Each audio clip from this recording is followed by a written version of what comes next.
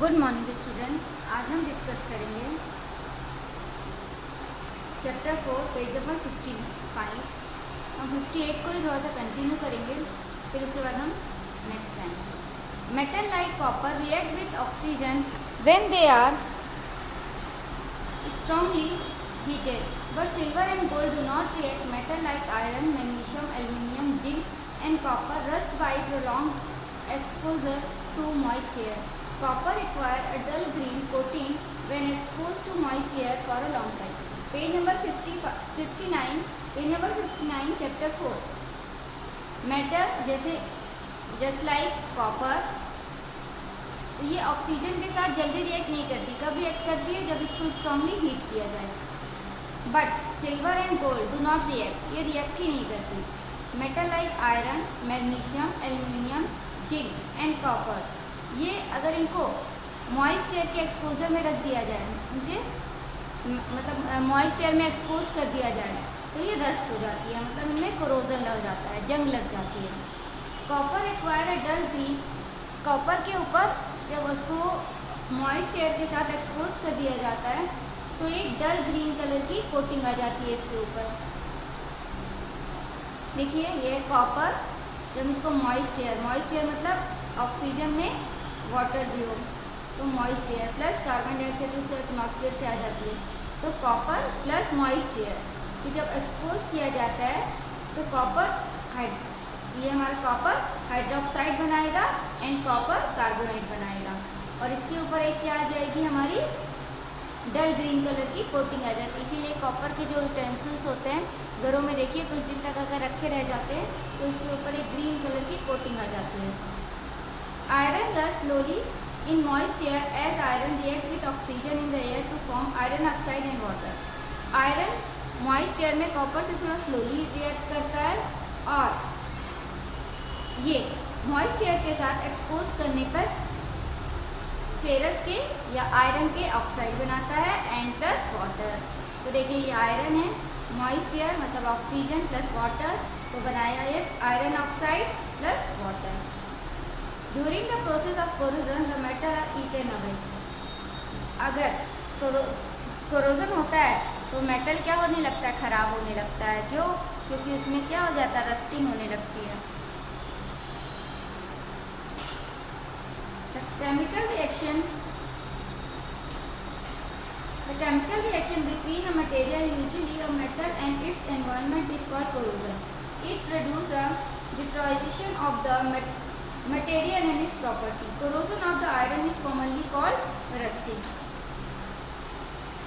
तो chemical reaction material जैसे like metal हो, अगर एनवायरनमेंट में इनको एक्सपोज कर दिया जाए तो ये क्या करते हैं, अपनी शाइनी सरफेस में इनमें दिक्कत आ जाती है, कलर चेंज करने लगते हैं एंड इनकी प्रॉपर्टी में भी काफ़ी चेंजेस आते हैं। अभी मैंने आपको chemical symbol of some metals बता रही हूँ, ये आपको आगे जाके केमिस्ट्री में बहुत ज़्यादा काम आएंगे। ये देखिए name of the metal and symbol. Silver का होता है एजी सिंबल, सिंबल मतलब होता है ऐसे शाइन जिससे हम उसको डिनोट कर सकते हैं, मतलब सिल्वर की जगह हम क्या लिख सकते हैं, एजी। अगर हमने एजी लिखा तो मतलब हो गया उसका सिंबल, उस एजी किसका सिंबल है, सिल्वर का, तो सिल्वर का symbol AG. Aluminium L, gold AU, copper CU, iron FE, mercury HG, potassium K, magnesium MG, sodium NA, lead PB, zinc Z. ये सब मेटल्स के जो फर्स्ट टू वो है, क्या कहते हैं, जहाँ से इसकी मीनिंग शुरू होती है, इसको वर्ड को फर्स्ट टू लेटर, जो हमारे फर्स्ट टू लेटर हैं उन्हीं का ये सिंबल बना दिया गया है। ठीक है, तो silver AG, aluminium L, gold AU, copper CU, iron FE, mercury HG, potassium A, magnesium MG, sodium NA, lead PB, zinc Z. ये इसके सिंबल हैं। सिंबल मतलब आप लोग समझिए ना, अगर आप Na लिख दे रहे हैं, Na का मतलब हो गया सोडियम,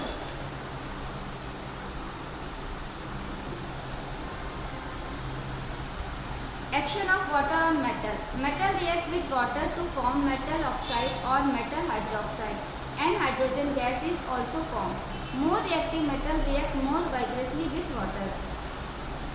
मेटल वाटर के साथ रिएक्ट करते हैं ना, मेटल ऑक्साइड या मेटल हाइड्रोक्साइड बनाते हैं।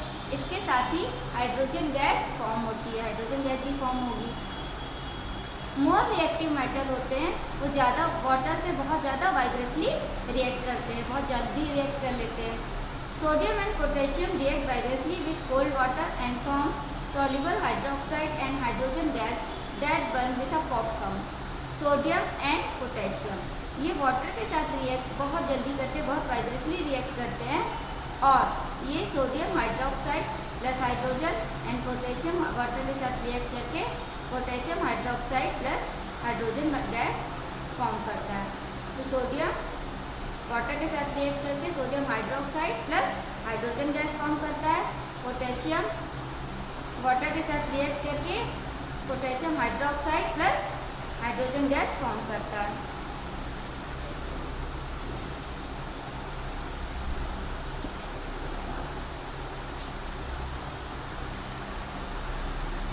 Magnesium react with boiling water to form magnesium oxide and hydrogen gas.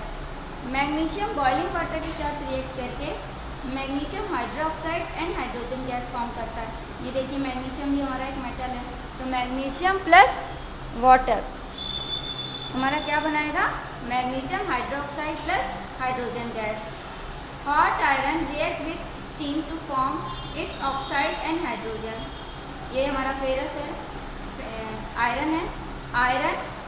Iron हमारा वाटर से रिएक्ट करके आयरन के oxide and hydrogen gas form करता है।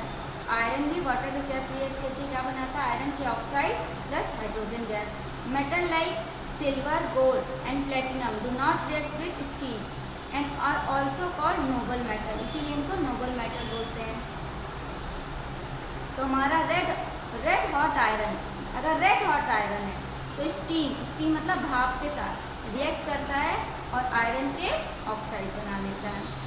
सिल्वर, गोल्ड और प्लेटिनम वाटर के साथ रिएक्ट ही नहीं करते, इसीलिए इनको नोबल मेटल कहते हैं। नोबल मतलब होता है जो किसी से रिएक्ट ही ना करे।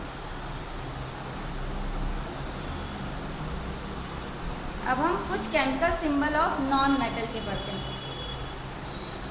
कार्बन का सिंबल है C, क्लोरीन का Cl, हाइड्रोजन का H, आयोडीन का I, नाइट्रोजन का N, ऑक्सीजन का O, फास्फोरस का P, सल्फर का S, सिलिकॉन का Si। अब हम एक एक्टिविटी देखते हैं, एक्टिविटी 4.2। इसका एम क्या है हमारा, to observe the reaction of sodium with water. Take a 250 ml beaker containing about 200 ml of water. Put a small piece of wheat grain size of sodium into it and observe what happened. Do you see a vigorous reaction with the evolution of the fumes in the beaker? Why does the piece of sodium catch fire sometime? Dip a red litmus paper into the solution in the beaker. Why did the red litmus turn blue? Why does the solution become basic? हमने क्या किया, 250 ml beaker लिया, 250 ml का beaker लिया, उसमें 200 ml of water put कर दिया। उसके बाद हमने एक स्मॉल पीस ऑफ सोडियम लिया, कितना, व्हीट ग्रेन का साइज का, जितना गेहूं का एक दाना होता है, और एक व्हीट ग्रेन साइज का सोडियम लिया। फिर देखा कि अब उसमें हमने उसको पुट कर दिया बीकर में। अब हम देखते हैं क्या होता है। हमने देखा कि जैसे ही हमने इसको बीकर में पुट किया उसमें वाइब्रेसली रिएक्शन होने लगा, एवोल्यूशन ऑफ फ्यूम्स आ गई, फ्यूम उठने लगी। ठीक है, जब ये फ्यूम्स आ गई हमें क्या करी, आग लगना दिखने लगी।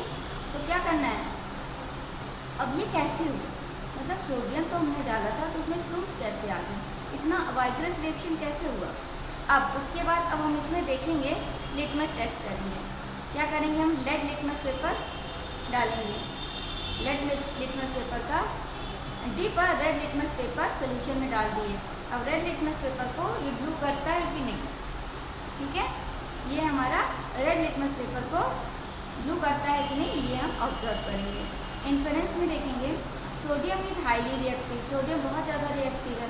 On reaction with water it produce sodium hydroxide, जैसे ही हमने इसको वाटर में ऐड किया सोडियम को, तो उसने सोडियम हाइड्रोक्साइड बना लिया, जो कि क्या है, बेसिक नेचर का है। इसीलिए जब इसमें रेड लिटमस पेपर डालते हैं तो ये ब्लू कलर का हो जाता है।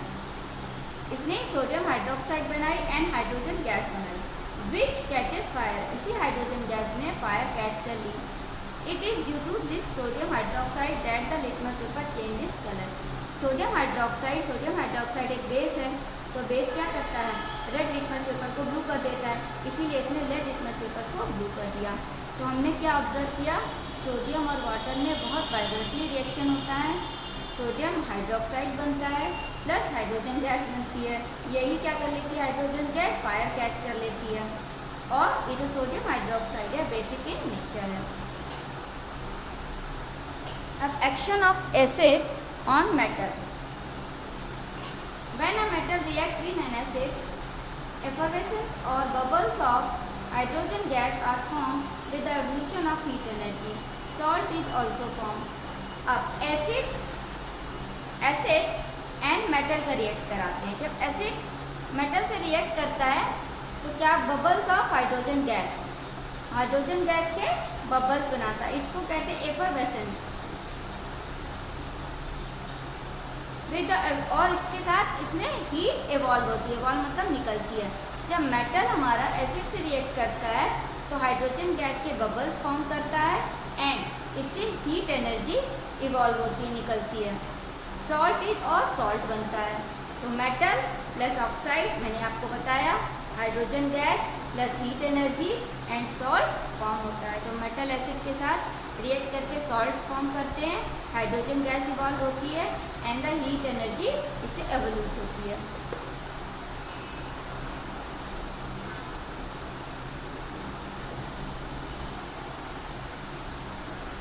Metal like magnesium, aluminium, zinc, sodium and iron react readily with acid and displace hydrogen from it. Magnesium देखिए, जब हमारा HCl से रिएक्ट करता है, एसिड है, HCl हमारा एसिड है। मैग्नीशियम जब एसिड से रिएक्ट करता है तो ये हाइड्रोजन को डिस्प्लेस कर देता है। ये देखिए हाइड्रोजन निकल जाएगा, तो क्या बन गया, MgCl2 प्लस हाइड्रोजन डिस्प्लेस हो गया। एल्यूमिनियम जब हमारे एसिड से रिएक्ट करता है तो यहाँ से भी हाइड्रोजन डिस्प्लेस होगा, तो AlCl3 बन गया और हाइड्रोजन डिस्प्लेस हो गया। जिंक ये हमारा एसिड है, सल्फ्यूरिक एसिड, ये हमारा हाइड्रोक्लोरिक एसिड था। सल्फ्यूरिक एसिड के साथ जिंक जब रिएक्ट करता है तो देखिए ये भी हाइड्रोजन डिस्प्लेस कर देगा, तो जिंक सल्फेट हाइड्रोजन डिस्प्लेस हो गया। Sodium plus HCl hydrochloric acid, तो सोडियम क्लोराइड बनेगा, हाइड्रोजन डिस्प्लेस हो जाएगा। आयरन प्लस HCl, आयरन देखिए यहाँ से हाइड्रोजन डिस्प्लेस हो गया और हमारा आयरन क्लोराइड बन गया, इसके क्लोराइड बन गया। Metal like copper, silver, gold, platinum do not release hydrogen from dilute acid. जब इनको डाइल्यूटेड मतलब पतले, जितने ज़्यादा इसमें पानी मतलब वाटर डिजॉल्व होता है तो उनको कहते हैं डाइल्यूटेड। जिनमें वाटर डिजॉल्व नहीं होता उनको कहते हैं कंसनट्रेटेड। एक तरह से हिंदी में कंसनट्रेटेड को कहते हैं गाढ़ापन। तो मेटल कॉपर, सिल्वर, गोल्ड और प्लेटिनम हमारा डाइल्यूट एसिड से रिएक्ट नहीं करता और ना ही ये हाइड्रोजन गैस फॉर्म करता है।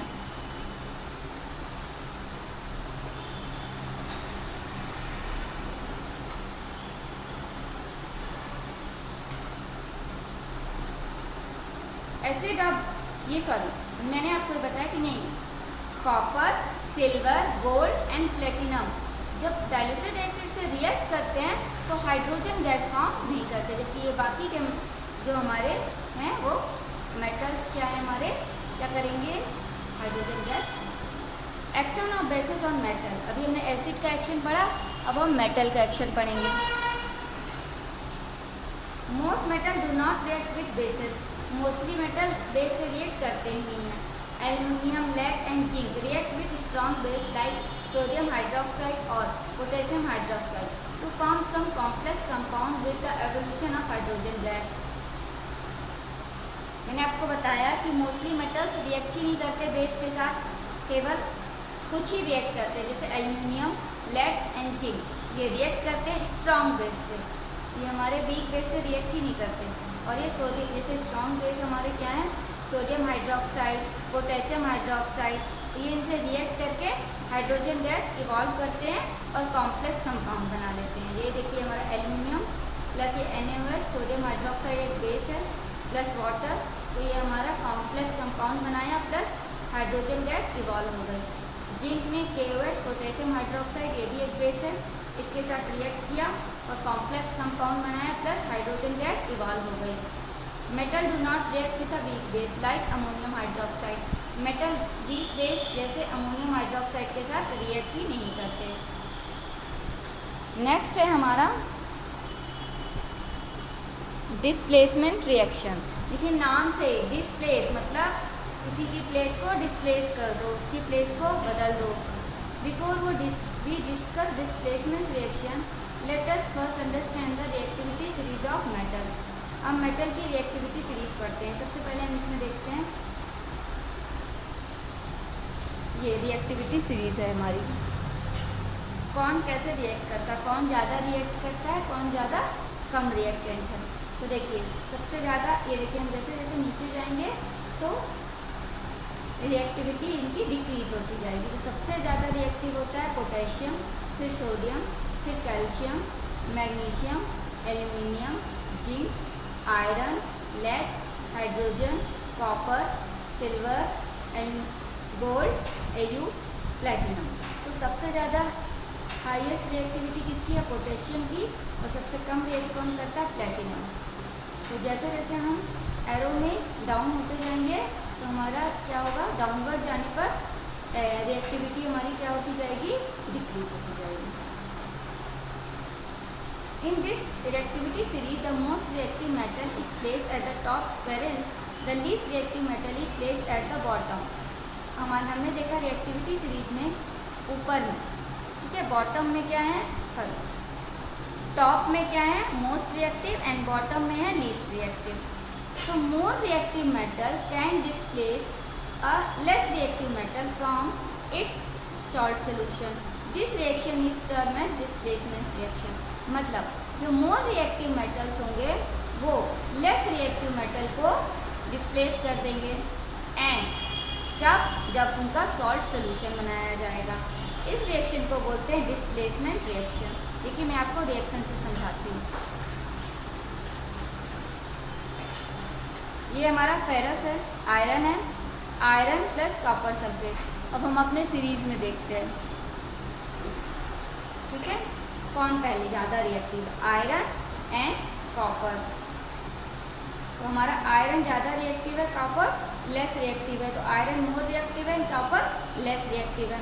अब वो क्या था, मोर reactive metal can displace less reactive metal, मतलब फेरस कॉपर को डिस्प्लेस कर सकता है, क्योंकि हमारा आयरन क्या है, फेरस, कॉपर को ही फेरस, हमारा आयरन क्या है, ज़्यादा रिएक्टिव है, मोर रिएक्टिव है देन कॉपर।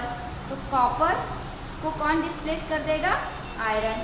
आयरन ज़्यादा रिएक्टिव है, मोर रिएक्टिव है, तो ये कॉपर को डिस्प्लेस कर सकता है, मतलब इसकी जगह पे आ जाएगा। तो आयरन कॉपर की जगह प्लेस ले लेगा तो कॉपर अलग हो जाएगा। तो ये क्या बना लेगा, फेरस सल्फेट या आयरन सल्फेट, और कॉपर हमारा डिस्प्लेस हो गया। अब मैग्नीशियम प्लस कॉपर, अब हम इसमें देखते हैं। मैग्नीशियम देखिए मोर रिएक्टिव है और कॉपर लेस रिएक्टिव है, तो मैग्नीशियम कॉपर को डिस्प्लेस कर दिया, ये बन गया मैग्नीशियम सल्फेट प्लस कॉपर अलग हो गया।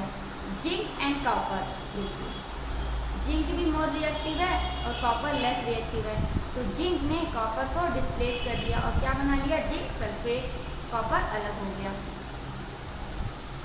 A less reactive metal on the other hand cannot displace more reactive element from its salt solution as shown below। Salt solution, salt मतलब होता है जब एसिड एंड बेस दोनों आपस में रिएक्ट करते हैं तो सॉल्ट बनाते हैं। As a result, there is no reaction between iron and zinc sulfate, copper and magnesium sulfate। Less reactive metal कभी भी मोर रिएक्टिव मेटल को डिस्प्लेस नहीं करेगा, इसलिए आयरन एंड जिंक सल्फेट के बीच रिएक्शन नहीं होगा, कॉपर एंड मैग्नीशियम सल्फेट के बीच रिएक्शन नहीं होगा। ये देखिए ferrous and zinc sulphate, ferrous क्या है, लेस रिएक्टिव है, जिंक मोर रिएक्टिव है, तो कोई रिएक्शन नहीं होगा। कॉपर लेस रिएक्टिव है, मैग्नीशियम मोर रिएक्टिव है, कोई रिएक्शन नहीं। जिंक लेस रिएक्टिव है, कैल्शियम मोर रिएक्टिव है, तो कोई रिएक्शन नहीं होगा। ये हमारे डिस्प्लेसमेंट रिएक्शन हो गए। अब हमारे कुछ केमिकल